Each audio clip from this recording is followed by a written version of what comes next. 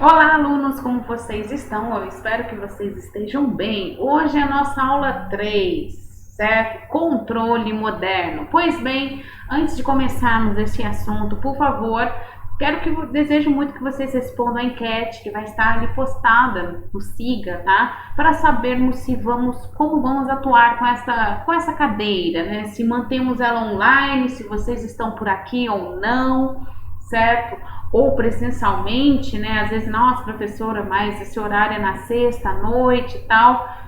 Eu preciso da confirmação de vocês. O coordenador já me deu a liberdade, se permanecer online não há problema, até que se tem uma ordem superior a respeito, né? Porque a gente está progredindo por fases. Então, tudo bem, seria compreensível até um certo ponto encaminharmos isso, tá? Mas eu preciso da participação de vocês, tá bom? Vocês não são muitos, vocês são poucos, então não há desculpa para que a gente não tenha esse bate-papo, tá certo? Quando eu tiver ali uma enquete, tá bom? Por favor, respondam, tá? Qualquer dúvida, com certeza, sempre está meu e-mail. Vamos então para o tema da aula de hoje, que é um dos temas que eu mais gosto na parte de controle. E vocês vão saber por quê. Se ligue bem nas recomendações que eu deixo em toda a descrição do curso, certo? De todos os documentários que eu vou deixar que vocês vejam, participem. Lembrando sempre, a ideia desta cadeira é abrir a sua mente, te dar mais opções de atuação, certo? Não se limitar. Então, gente, se você se limitar, você não vem ali com aquela ideia, nossa, eu não sabia. Correto? Você errar porque não sabia, até tudo bem, mas você não atuar e errar porque estava sabendo e se tinha uma oportunidade que podia ser interessante, aí não é legal, né, gente? Mas vamos lá, para de filosofar, vamos para a nossa aula de hoje, controle moderno, certo? Pois bem, bom, como a gente vai saber na aula de hoje, vamos seguir os seguintes tópicos. Vou te passar toda uma história do espaço e conceito a respeito de como surgiu e por que surgiu, qual era a necessidade que o controle moderno teve que surgir, por que tudo isso. Vai me aparecer alguns temas diferentes já para vocês, como espaço de estado. Lembrando, eu acredito que vocês, no nível de vocês de controle, seja 1 ou 2, vocês não chegam a esse tipo de abordagem. Uma pena, porque vocês já deveriam ter um tipo disso. Mas se vocês têm, recapitule mais, estude um pouquinho mais, pega o Ogata, é um livrão da hora. Vamos falar sobre um critério que sempre aparece, controlabilidade e observabilidade. Isso surgiu com o controle moderno. E as técnicas do controle moderno. Temos o LQR, o Linear Quadratic Regulator, ou regulador linear quadrado. É aquele clássico ali, joga nele que ele pode tudo. Temos o LQG, que é o linear quadrático gaussiano, ou regulador linear quadrático gaussiânico. Claro, vou falar das diferenças dele.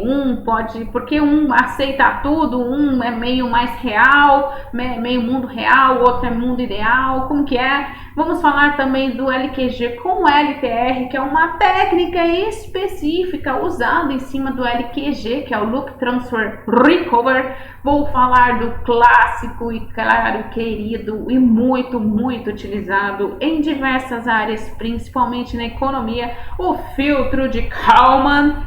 E no final, aquele bate-bola, né? Controle clássico versus controle moderno. Um mundo de tretas, né? Não, brincando. Então vamos lá então para nossa aula de hoje, controle moderno. Se liga aí, aperta os cintos, let's go. Pois bem, antes de tudo, vamos compreender uma história tudo, né? O controle moderno nos trouxe um avanço nunca visto na teoria de controle. Realmente, a palavra, quando diz Modern Control, realmente trouxe uma coisa que revolucionou de fato toda a parte da tecnologia, engenharia de sistemas, tá bom? Trouxe muita coisa. As maiorias limitações do controle clássico foram superadas. E quais eram? Você lembra? Uma primeira fala em controle clássico, o que tem de estar na mente? Modelo CISO, uma entrada e uma saída, certo?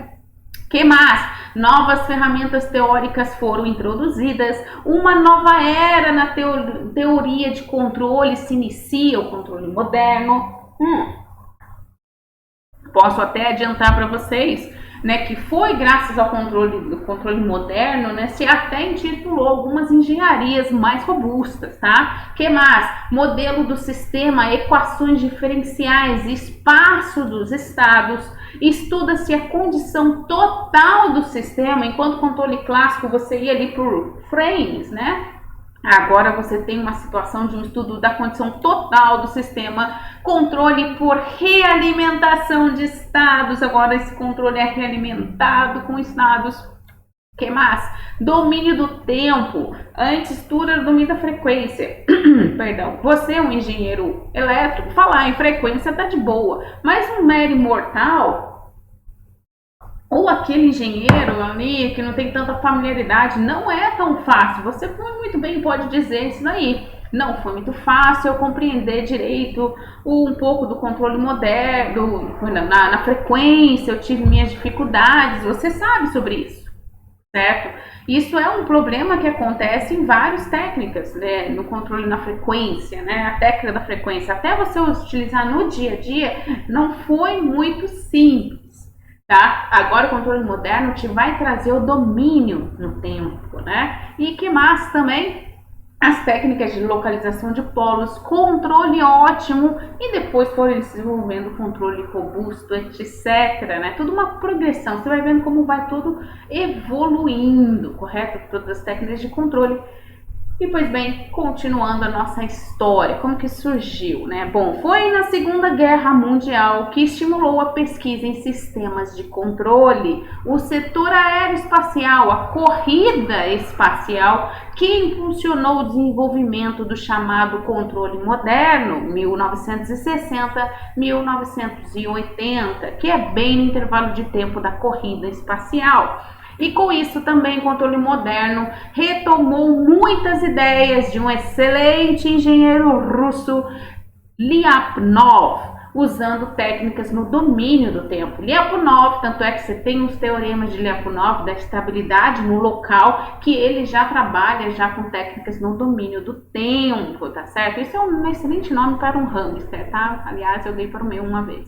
Pois bem, no controle moderno, veio sistemas multivariáveis, o sistema MIMO, Multiple Input and Multiple Output, ou seja, agora vocês têm diversas entradas, diversas saídas, um sistema muito mais real, correto? Muito mais dinâmico. E temos claramente o nome de R. Kalman, que aparece em destaque entre os criadores do controle moderno, e você vai saber o porquê. Vamos lá então? Pois bem, né, sobre a corrida espacial, eu vou deixar na descrição dessa aula, como deste vídeo, tanto no Siga como no YouTube, ver um documentário, correto, a respeito da corrida espacial. É um dos melhores documentários que eu já vi, que descreve como foi de fato a corrida espacial. Tá certo? Mostra ali os carinhas pegando, na época não tinha calculadora, HP, nada, né? Mostra ali com aquelas réguas de cálculo. Quem já viu umas réguas de cálculo? Eu tenho umas que era do meu pai, certo? Eles atuando ali na hora, como foi de fato. Você vê a briga ali de cientistas, certo? Dos cientistas alemães, porque já na época de Hitler, eles produziam foguetes como se fosse linha de produção de pão, tá certo? Tanto é que vocês veem o grande Von Braun, que é o que precursor, é um dos grandes cientistas alemães do lado americano, ele de fato que impulsionou ali, porque o negócio não estava andando, e vocês vão ver o que estava acontecendo ali, porque na Rússia estava andando, porque o outro lado estava andando, o declínio depois que a Rússia teve, infelizmente, um dos excelentes cientistas ali chegou até um momento ali que ele já não estava mais, aí começou um negócio meio estranho ali das ideias ali. Realmente, se vocês têm que assistir. São 4 ali que eu deixo listado, tá no YouTube, tá de boa, tá no free. Por que não fazer uma sessão pipoca cultural para você entender um pouco mais, tá? Continuando, atualmente sim existe uma corrida espacial, né, que seria disputada, né, atualmente é disputada principalmente pelas empresas privadas, tá certo? Você sabe muito bem, só falar do Elon Musk, SpaceX, né? Para se ter uma ideia, em 2016 a indústria espacial movimentou cerca de 329 bilhões, certo? No mundo, sendo 75% desse valor capitaneado pela iniciativa privada. Uma das diferenças da NASA, né, como atualmente da nossa aqui, que a gente tem no INPE, o INPE é totalmente governamental, eles têm um pedaço ali do LIT, né, que é o Laboratório de Integração de Teste, um dos mais desenvolvidos aqui na América Latina, que ali muitas empresas tem turno de vento e tal, certo? O LIT tem um pedaço que é privado, certo? Investimento privado. Ele é diferente o desenvolvimento de ser ali tanto uma estatal. Meu pai teve o prazer de trabalhar na NASA, é diferente, entendeu? Quando você trabalha, talvez você está indo seu estágio numa empresa privada, tanto a valorização, não que os outros não valorizem, mas a cobrança de que você dê resultado é maior, né? Você sente o facão ali, passando, né? Então você sente que tem que produzir, senão eu saio daqui. Tem uma coisinha assim, mas depois a gente fala sobre isso. Vamos lá. Na década de 1970, por exemplo, não havia sequer uma empresa privada responsável pelo investimento direto em viagens espaciais. Olha só como que é diferente agora. Agora tem até já turismo ali, né? Já falando viagens ali, nem que seja na estratosfera da Terra, correto? Olha só como as coisas são diferentes atualmente. Pois bem, vamos falar mais ainda, né? Sobre aqui o controle. A NASA anualmente lança um boletim informando sobre as pesquisas espaciais, que tem trazido novas soluções. Que às vezes deve pensar, professora, essas pesquisas espaciais não traz nada pra gente. E traz, sim.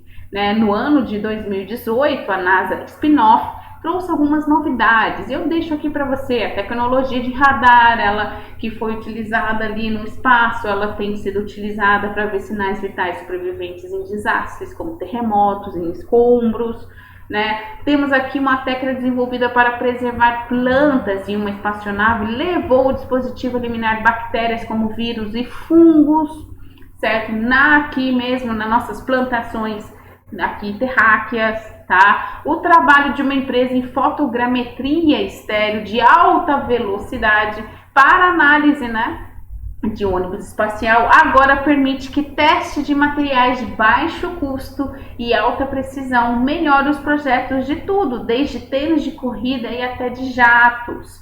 Eu não sei, posso até deixar algum documentário a respeito. Teve alguns acidentes muito feios nos ônibus espaciais. Os ônibus espaciais foram aposentados, se eu não me engano, em 2010 ou 2008, certo? Era um tremendo de um trambolho que se levantava, tá? E se gastava muito combustível para levantar aquele negócio ali, certo? Mas em certas épocas ele fez muita fama, e infelizmente também teve muitos acidentes a respeito em cima dos ônibus espaciais. Tem uns grandes, acho que foi o Endeavour, que foi na reentrada, sabe? Estavam já comemorando a reentrada e houve uma explosão, morreram todos.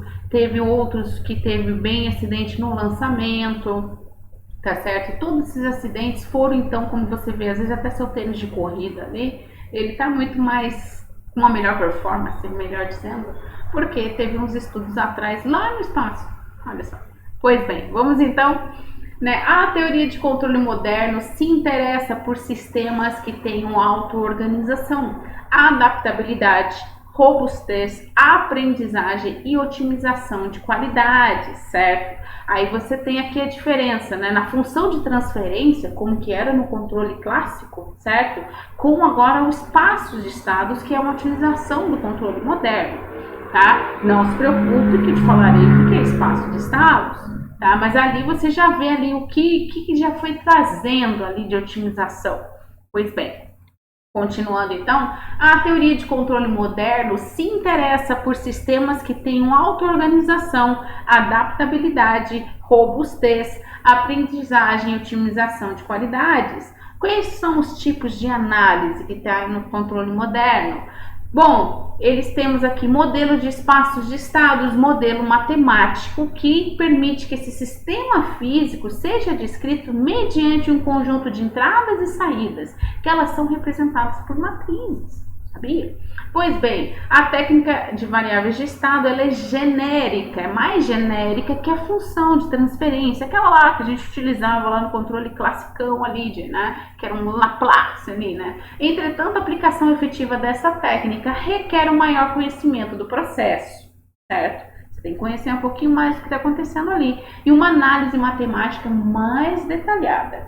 Tá? Lembrando, você tem os prós, o ônus e os bônus, né? Ele exige também, né, trabalhar um pouquinho lá, mas vamos lá um pouquinho mais para frente a respeito disso, certo? Não sei se vocês já conheceram o espaço de estados, mas vamos lá falando mais a respeito aqui dos conceitos. Quais são as análises que a gente aborda aqui no controle moderno?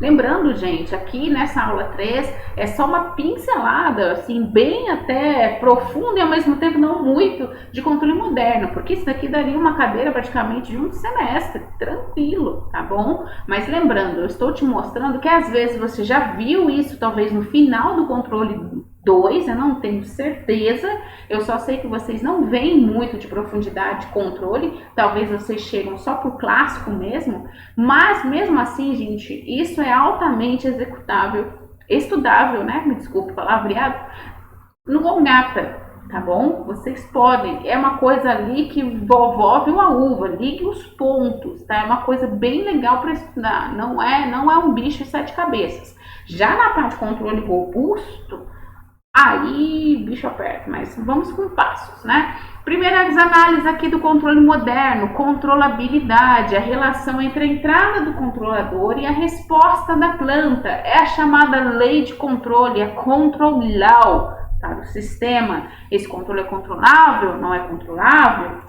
O que mais? A observabilidade é um conceito que também aparece aqui no controle moderno. O que seria a observabilidade? A estabilidade descreve como o sistema se comporta sob uma mudança repentina no sinal de entrada. E outro também aqui, um bom projeto de controlador minimizará as chances de operações instáveis.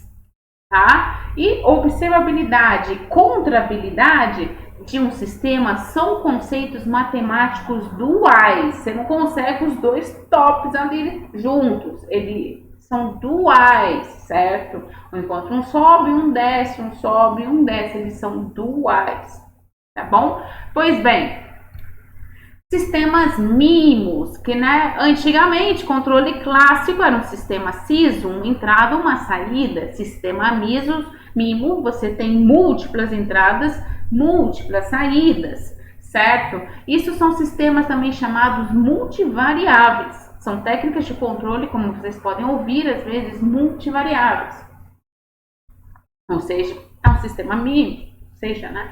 Vale ressaltar que o sistema SIMO foi uma pequena mudança, também seria uma entrada e múltiplas saídas, tá certo? Embora a denominação mais comum seja incluí-lo no conjunto de sistemas MIMO, tá bom? Mas tem sistemas que às vezes só tem uma entrada, mas tem várias saídas, tá certo? Pois bem, vamos lá então falando mais a respeito, né? SISO versus MIMO, o que de fato acontece aqui? Bom, nós temos a configuração do seu diagrama de blocos, é quase a mesma coisa, tá vendo? O que muda, né? O que muda aqui são mais entradas, né? Que você pode permitir, que seja um exemplo aqui de comparação. Nós temos 3 entradas, 3 saídas, mas o autoador está ali, o processador também, o controlador está, o sensor também está, tá certo? E aqui nessa realimentação a gente faz ainda uma comparação, ainda alguns sistemas vão ter isso, mais pra frente a gente vai falando a respeito, mas ali a configuração é quase a mesma coisa,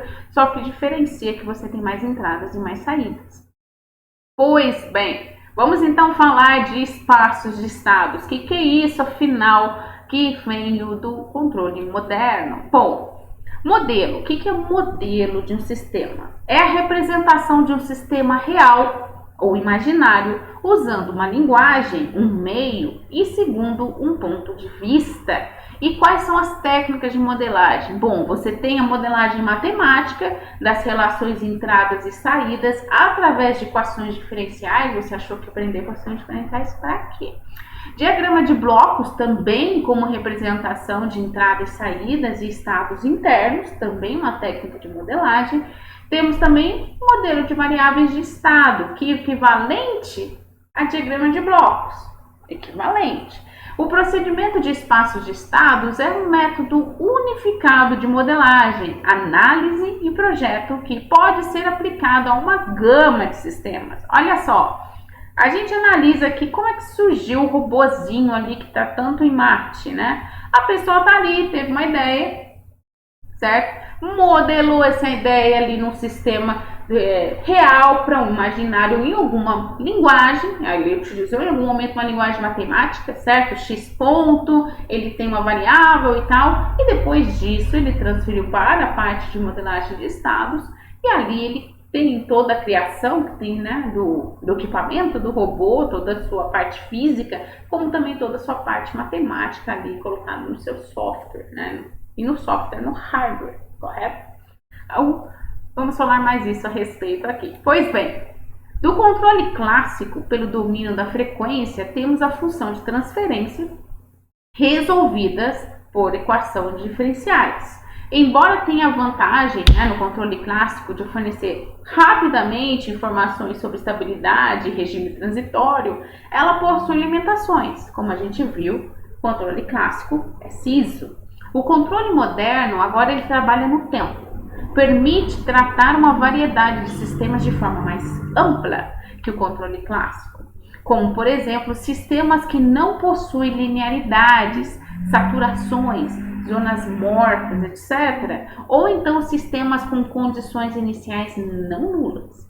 O controle moderno também pode contemplar com facilidade sistemas que possuem mais de uma entrada ou saída, como eu te disse para vocês, sistemas MIMOS, que aqui a gente vai fazer uma modelagem compacta em forma matricial. Agora entra matrizes para o seu show. Pois bem, mas antes disso, tem algumas definições, que seria o estado, né? Muito você vai falar ali do controle moderno, qual é o estado, né? Quais são os estados do modelo, o que é isso, né? O estado, para mim, o estado é Santa Catarina, Naidas Neste, não é isso.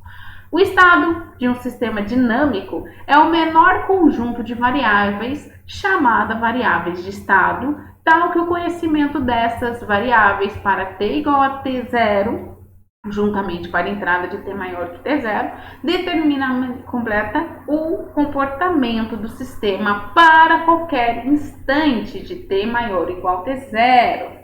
As variáveis de estado, né, de um sistema dinâmico são o menor conjunto de variáveis que determinam o estado do sistema dinâmico.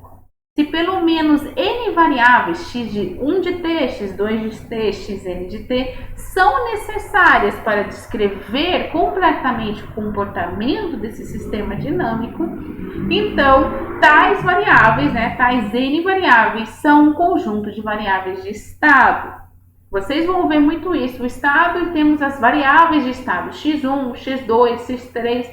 Como assim, professor? Calma aí, que a gente vai já ver aqui.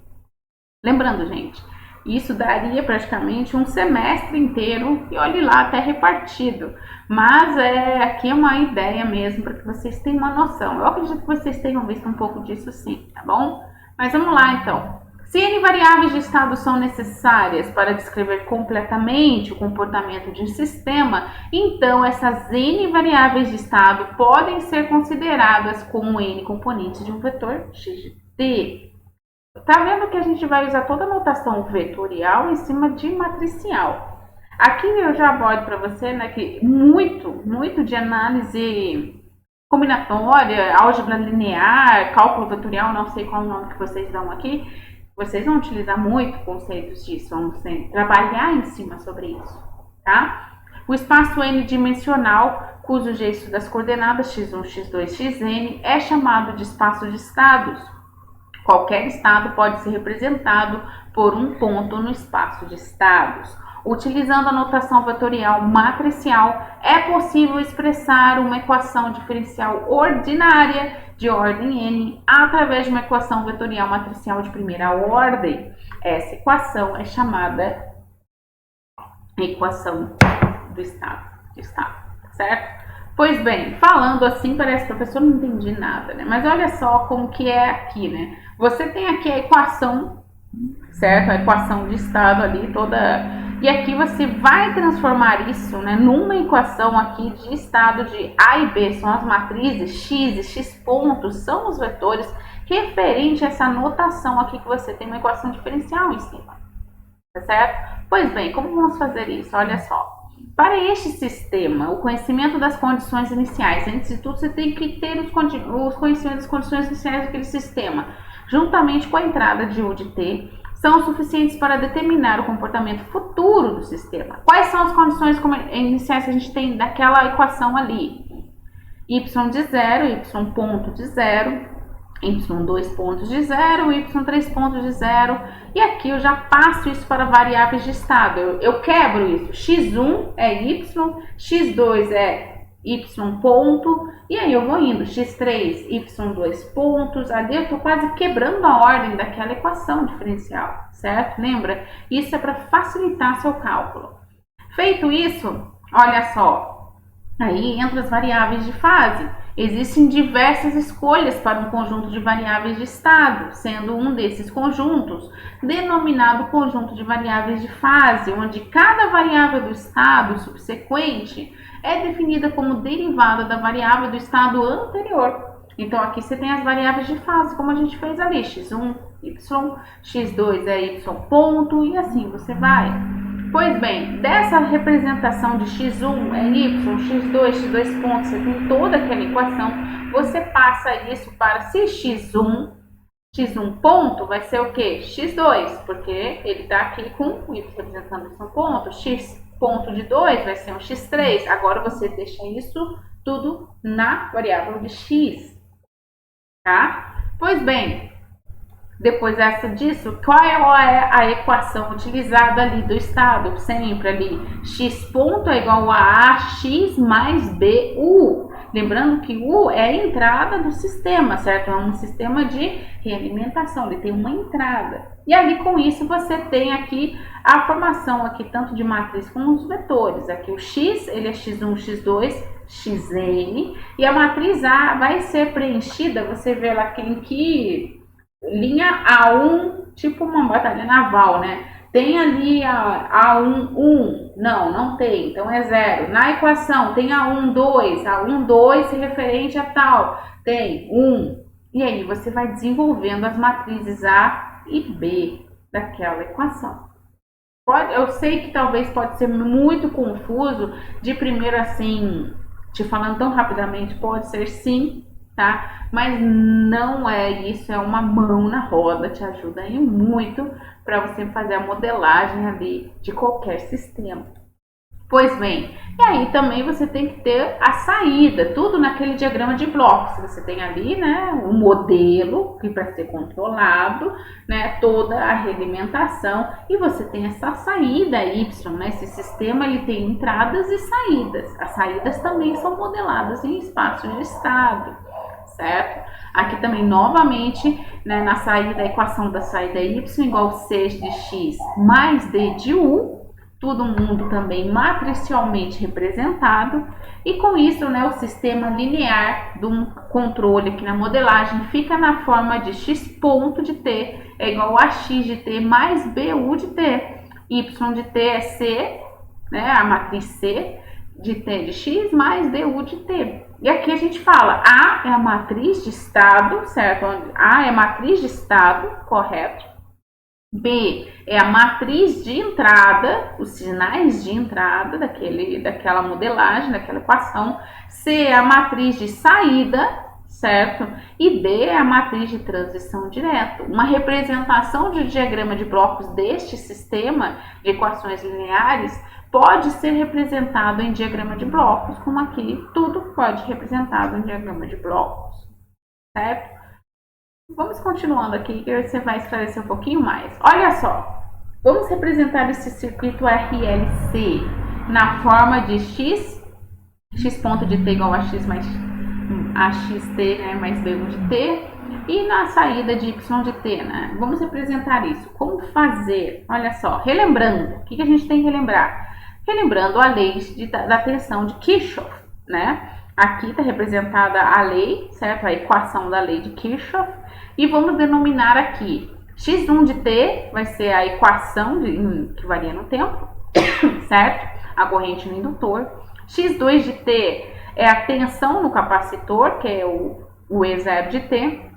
A entrada, o U, vai ser o I, que é a entrada de tensão. E assim, para escrever as duas equações, a gente coloca aqui nesse seguinte formato, certo? Eu vou substituindo ali, né, as variáveis I, E, I0 por X, X2, X1, X2 e U de entrada, certo?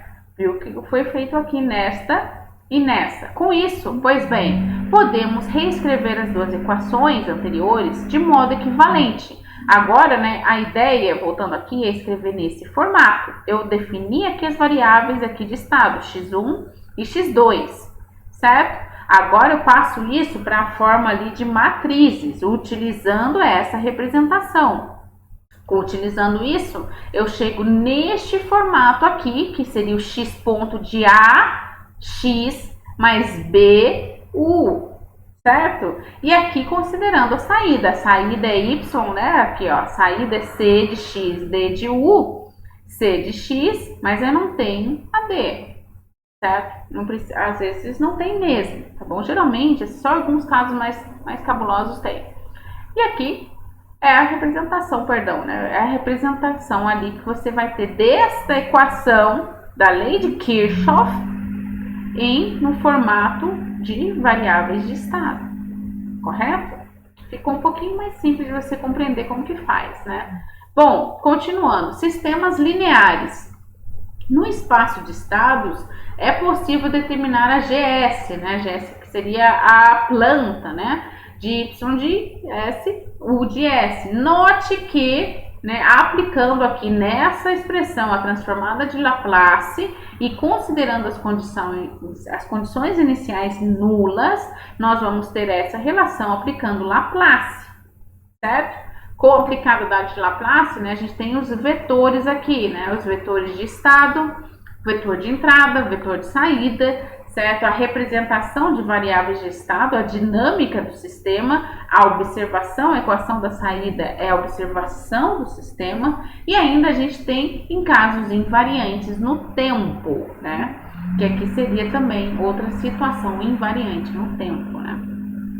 Pois bem, e aplicando Laplace, né, como a gente viu naquele slide, o que acontece? Aplicando Laplace, você encontra G de S, que é a matriz função de transferência. Tá vendo que por meio de Laplace em cima da matriz, você não vai ter, lá no controle clássico, você tinha a função de transferência em cima daquela Laplace ali, né, no denominador. Agora você tem a matriz função de transferência, na qual te vai ajudar muito mais compreender, entender melhor o sistema que você gerou ali na representação de espaços de estados, tá? E aqui já começa já algumas coisas interessantes da modelagem do controle moderno. Como S de I menos A corresponde ao polinômio característico de G de S, os autovalores, aí já vem alguns termos de álgebra linear, na matriz A corresponde às raízes dos polinômio característico, ou seja, aos polos da função matriz de transferência, tá? Tanto é que é uma das técnicas utilizadas ali também dos polos. Pois bem, com isso, a gente entra falando de polos, controlabilidade e observabilidade. O que é isso? Pois bem, vamos falar a respeito, né? Temos aqui as análises aqui, né? Controlabilidade. Conjunção de controlabilidade de estados implica que é possível, mediante entradas admissíveis, dirigir os estados desde que qualquer valor inicial ou qualquer valor final dentro de um intervalo de tempo.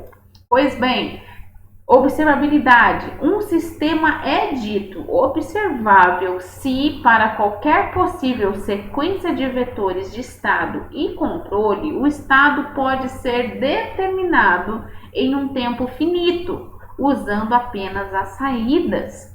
Isso significa que a partir de saídas do sistema é possível determinar o comportamento de todo o sistema, certo? Então, se está saindo o que realmente você está esperando, né, você pode definir melhor, determinar o comportamento de todo o sistema a partir das saídas, certo? Isso o controle moderno também trouxe de interessante aqui. Pois bem, Controlabilidade, um sistema é dito controlável, né, falando um pouco mais matematicamente, em um instante t de zero, se for possível, por meio de um vetor de controle, transferir o sistema de qualquer estado inicial, x de t0, para qualquer outro estado no intervalo de tempo finito.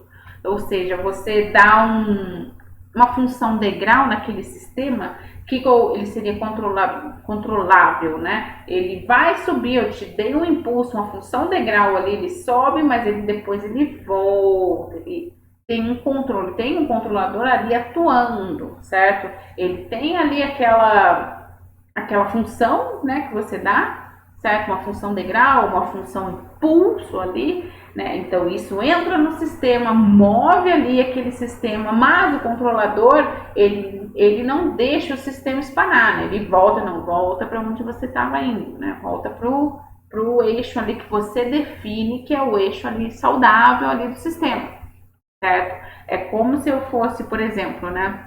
Eu pego uma bola, se eu mexo nela, se nada encosta nela, ela vai até acabar sua energia. Mas em um sistema controlável, eu parei, não, você para até aqui, certo?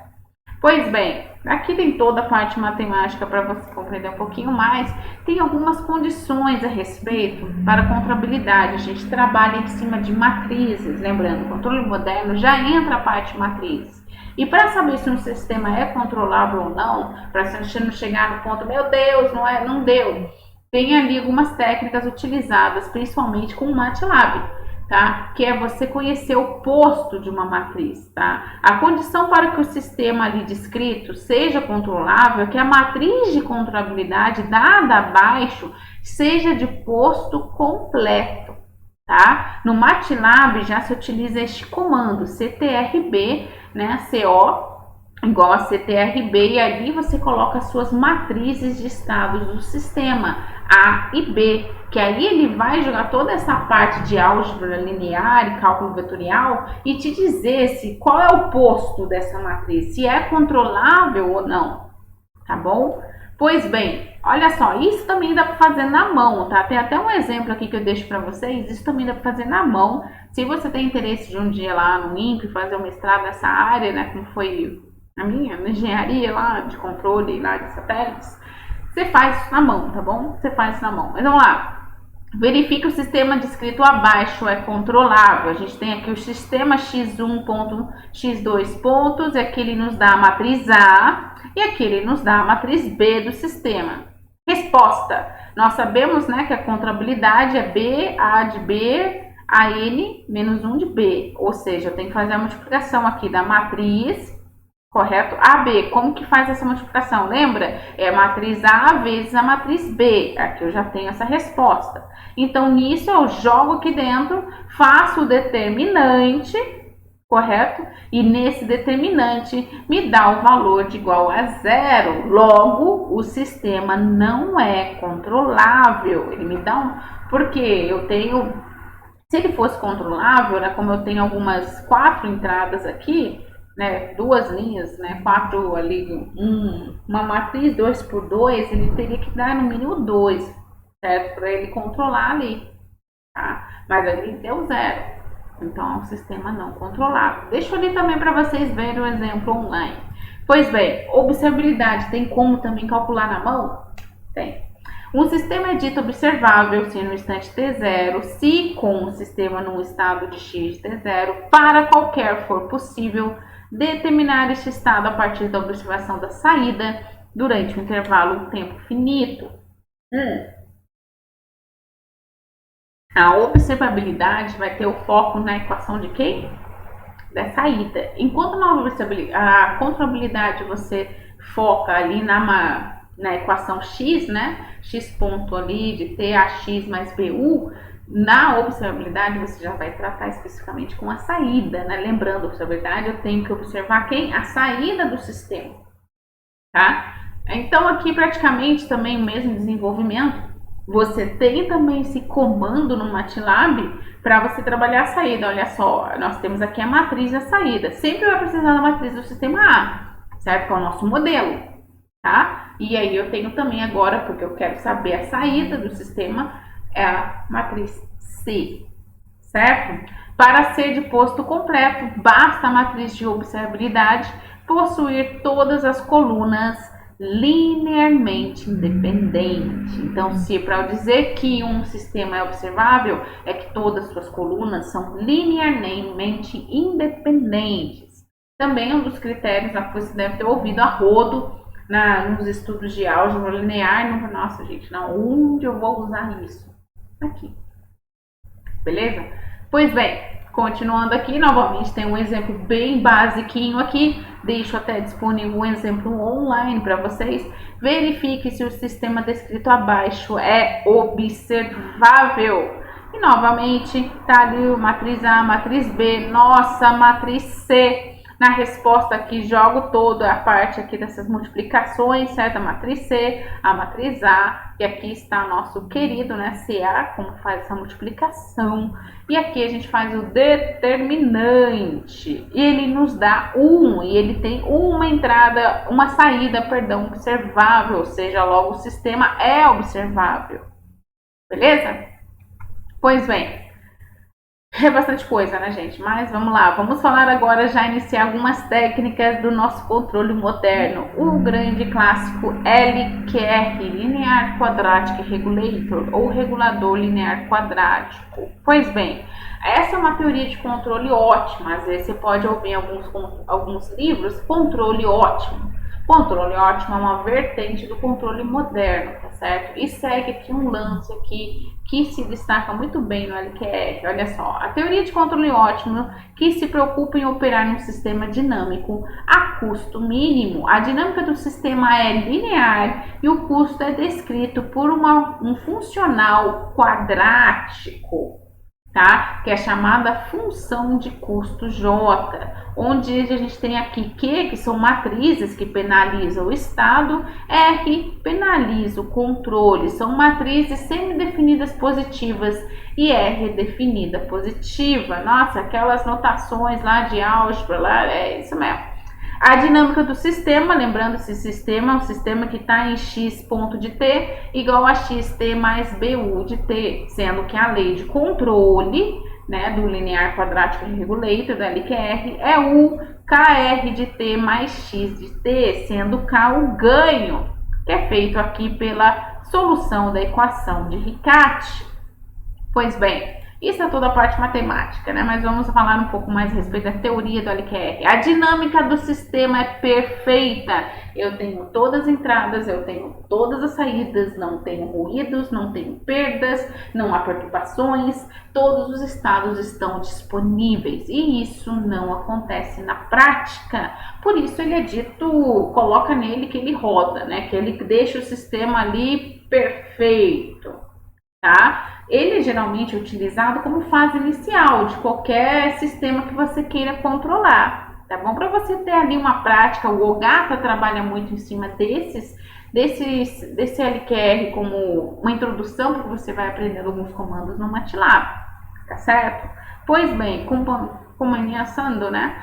Depois disso, veio o LQG, que aí já trata já o mundo real, não o ideal do LQR. O que ele traz, o LQG, né? Linear Quadratic Gaussianic.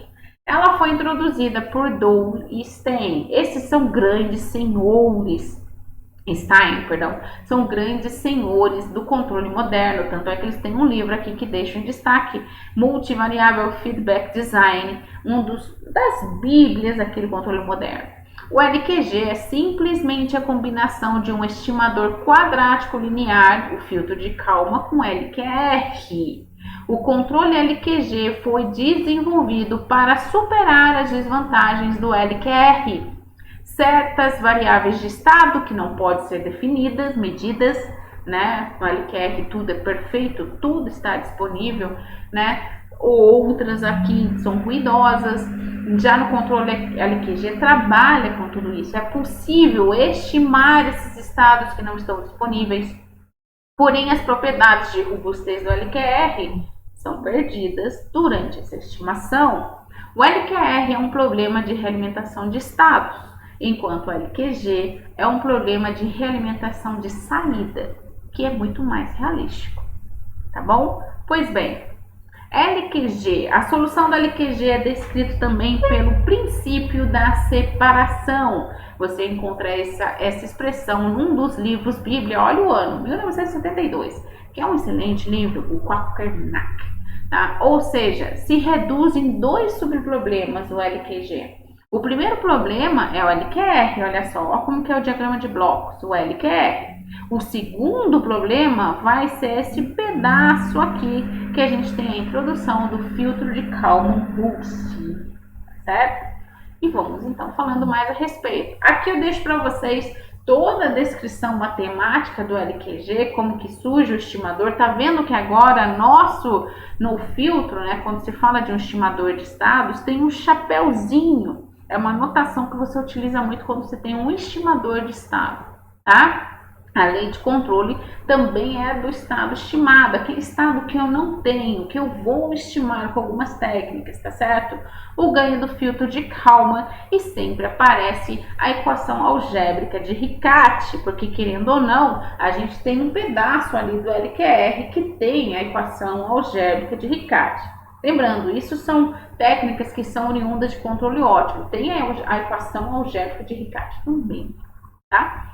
Pois bem, feito isso, todo o diagrama do LQG em mais desmembrado. Aqui você tem toda a planta estruturada, como seria a planta. Como que é uma planta estruturada do LQG, certo? Pois bem, falar do LQG, tem uma técnica, antes mesmo de te apresentar o que é o filtro de Kalman, tem uma técnica utilizada em cima do LQG para sua melhor performance, que é o chamado Loop Transfer Recover, até aqui ficou um R a mais, perdão. Pois bem, Loop Transfer Recover. O LQG e o filtro de Kalman podem ser combinados, como a gente viu ali no slide passado, né? Que aí a gente tem o LQG. Uma vez que o LQR com o filtro de Kalman existe uma boa robustez, era esperado que o LQG também tivesse a mesma propriedade. Porque se vocês vão ver quando eu te apresentar o filtro de Kalman, ele funciona legal. Só que isso não aconteceu. A inclusão do filtro de Kalman pode resultar uma degradação de algumas propriedades do LQG, certo? De forma que no projeto do LQG, as propriedades de robustez não são garantidas.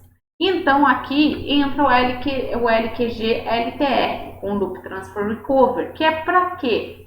Ter uma robustez melhor do controlador, certo? Um procedimento do projeto de natureza sistêmica, e a metodologia se baseia em uma análise frequencial, o que permite trabalhar com sistemas não lineares e invariantes, tá certo? Pois bem, filtro de Kalman. Vamos então falar do filtro de Kalman. O filtro de Kalman, né, ele se desenvolveu no anos de 1960 e 61, já foi, sim, colocado ali em ação no projeto Apollo.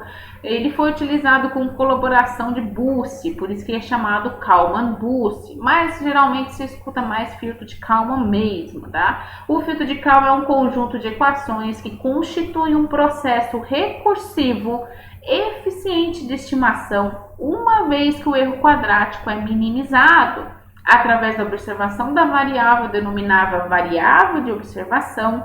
Outra variável não observável, denominada variável de estado, pode ser estimada eficientemente, porém, podem ser estimados estados passados, o estado presente e mesmo previstos estados no futuro. Como assim, professora? Olha só. O filtro de Kalman é um procedimento aplicável quando os modelos estão escritos numa forma de espaço de estados, na qual permite a estimação dos parâmetros desconhecidos do modelo através da maximização via decomposição do erro de precisão. Durante uma visita à NASA, Kalman verificou a aplicabilidade das suas ideias ao problema da estimação da trajetória do programa Apollo, o que levou à incorporação no computador de navegação do Apollo, de todos os projetos Apollo. Pois bem, E por que se usa um filtro de calma? Olha só, existem situações onde um valor desejado não pode ser medido diretamente. Alguns exemplos: a temperatura do motor de avião, a câmara de combustão de um foguete. Você não vai ter alguém lá no avião ali, né, bem naquele momento que ele está lá num voo de cruzeiro, ou então tá, o foguete ligou ali, tem alguém ali medindo isso? Se a temperatura for muito alta, as partes mecânicas serão danificadas, não é? Não é possível medir a temperatura TI, não, a gente tem aqui ó, o exemplo TI diretamente com o sensor. Correto? Colocou o sensor ali, já era, queimou. Pois este não suporta altas temperaturas. Então o sensor deve ser posicionado em um lugar mais frio, aqui, certo? E a temperatura deve ser medida indiretamente. E então entra o filtro de calma, obtendo uma estimativa da temperatura verdadeira TIN a partir de TX. E como que faz isso? Pois bem, antes de eu te mostrar toda a parte algorítmica, né? Ele pode ser também usado, e é usado, para estimar o estado a partir de vários sensores. Por exemplo, no GPS, né? Ou um drone que tem GPS. Uma medida de inercial, odômetro, que esse mede a velocidade relativa, os sensores estão sujeitos a ruídos e erros, certo? Tanto é que para um GPS ali que você utiliza no Waze, no Google, whatever, você precisa de 3 satélites aqui para medir ali a sua posição. E mesmo assim, às vezes tem uma gordurinha de erro, né? Tá sujeito a erro. O filtro de calma usa as medições para obter uma estimativa ótima da posição e velocidade do veículo ou drone. É que nem quando você vê ali naquele Maps, né, ou Waze, você vê ali que você vê o carrinho tá mexendo, como que ele já vai saber que eu tô realmente na posição que eu virei a estar? Ficou até meio filosófico, né? Mas aí entra o filtro de calma, correto? E em cima disso vai estimando a sua próxima posição. Assim, tem sua posição praticamente. Exato. Pois é. Pois bem, e toda essa parte aqui, algoritma, como funciona? Olha só, nessa parte eu vou explicar para vocês uma introdução do funcionamento do filtro de calma. Lembrando, ele não é só utilizado na engenharia, tá? Na economia é utilizado muito na parte de bolsas de valores, etc. Que trabalha somente com equações lineares. Por enquanto aqui tudo é linear. Tá? Outras variações do filtro serão assuntos mais futuros, tá bom? Primeiro é preciso criar um modelo matemático, ó o modelo aqui no sistema de modelagem de estado, certo? X ponto de AX mais BU, né? E você tem a saída ali Y igual a C de X, certo? Aí você cria um modelo em cima disso de estimação, correto? Na qual que a gente usa o chapéu, né? Que seriam as saídas, você tem o Y, a saída real, e Y chapéu, que é a saída ali que você vai estimar. Com isso feito, nessa notação, você entra já na parte... Opa, nem deu muito aqui, perdão, gente, pensei que eu tinha colocado mais coisa aqui a respeito. Você vai trabalhar em cima disso por realimentação, tem um ganho ali, aqui é bem simples, tá? Não quero também exagerar demais na informação aqui, tá?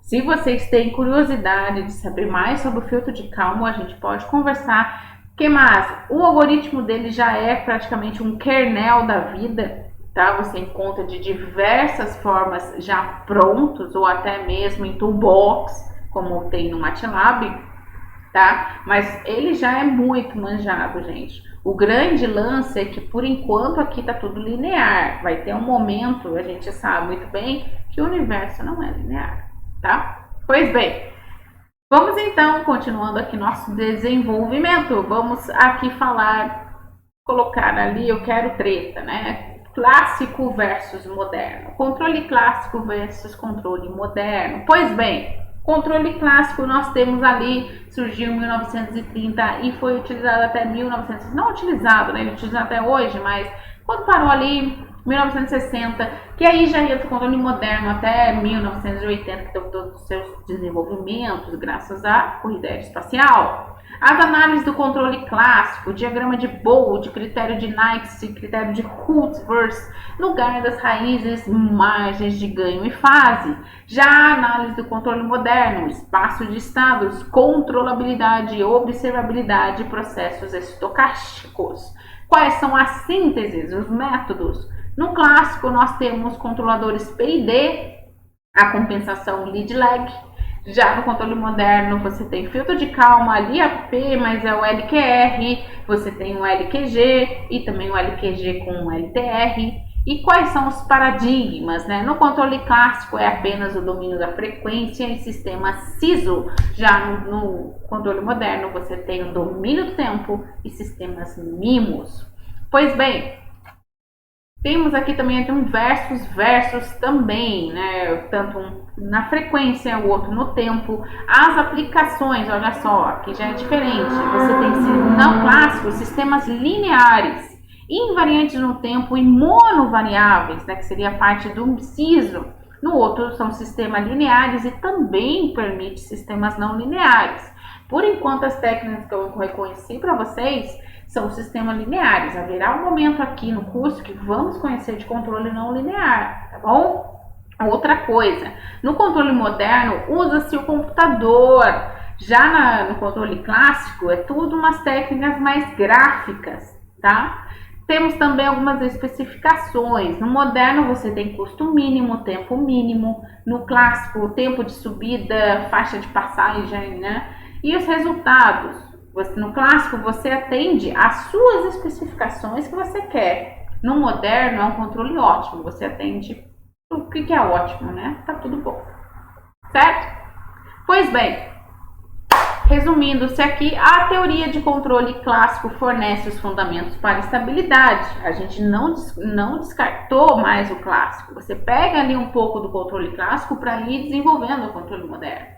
A teoria de controle moderno fornece técnicas para incorporar a otimização de critérios de desempenho, além de garantir a estabilidade. A teoria de controle robusto, campo ativo desde o final dos anos 70, também visa garantir a estabilidade e o atendimento ótimo de critérios de desempenho, mas as ações de controle devem ser realizadas essas tarefas, mesmo com incertezas no modelo da planta, na dinâmica e na operação dos sensores e atuadores. Também vai haver, na próxima aula, quando apresento para vocês controle robusto, desenvolvimento, a evolução do controle moderno, tá certo? E aqui eu digo para vocês, antes de terminar essa aula, começou quarta-feira, né, dia 22, esse curso aqui de extensão, tá, de maneira free, tá, que as vagas são limitadas, eu não sei se ainda tem umas vagas lá, mas não adianta você dar uma olhadinha, certo? Vou deixar toda essa descrição ali do link para que você possa ver. As aulas estão ali no canal do YouTube, entra ali no site, tá? Na primeira aula é um dos professores, eu vi só um pedacinho da aula, é um dos professores que eu tive aula lá no INPE, até participou da minha banca, é um excelente professor, são professores excelentes, imagina. Um curso gratuito que você pode fazer se tiver vagas, aproveite, lembrando que o objetivo da matéria aqui em questão é abrir sua mente, abrir suas oportunidades. Às vezes isso já pode trazer um diferencial. Nossa, você fez esse curso, alguém analisando seu currículo, que interessante. Me diga mais a respeito. Por que não? Tá bom? Então aproveita lá, tá fresquinho. Eu espero que tenha vagas. E quem sabe, até mesmo se há uma grande procura, venha a ter em outros momentos o mesmo curso, tá bom? Então vai lá. Um beijo para vocês. Na próxima aula vamos falar de controle robusto. O que é isso? Afinal, se você já ouviu ou não, vai saber um pouquinho mais. Beijo para vocês. Não deixe de responder lá a perguntinha lá. Até a próxima.